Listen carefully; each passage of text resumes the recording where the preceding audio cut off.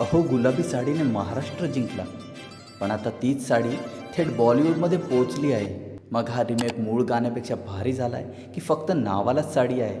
चला करूया मजेदार रिव्ह्यू.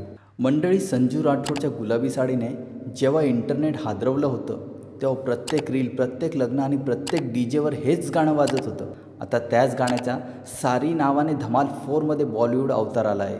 गाण्यात रितेश देशमुख आणि अंजली आनंदची जोडी मस्त दिसते. दोघांची केमिस्ट्री मजेशीर आहे आणि स्क्रीनवर भन्नाट एनर्जी आणते. डान्स स्टेपही रील्सवर ट्रेंड होण्याची पूर्ण क्षमता ठेवतात. पण आता खरी गोष्ट, मूळ गुलाबी साडी ऐकली असेल तर या नव्या व्हर्जनमध्ये काहीतरी मिसिंग वाटतं. जसं वडापावमध्ये चटणीच नाही किंवा मिसळमध्ये तर्रीच नाही. अनेक चाहत्यांनी असंच मत व्यक्त केलं आहे.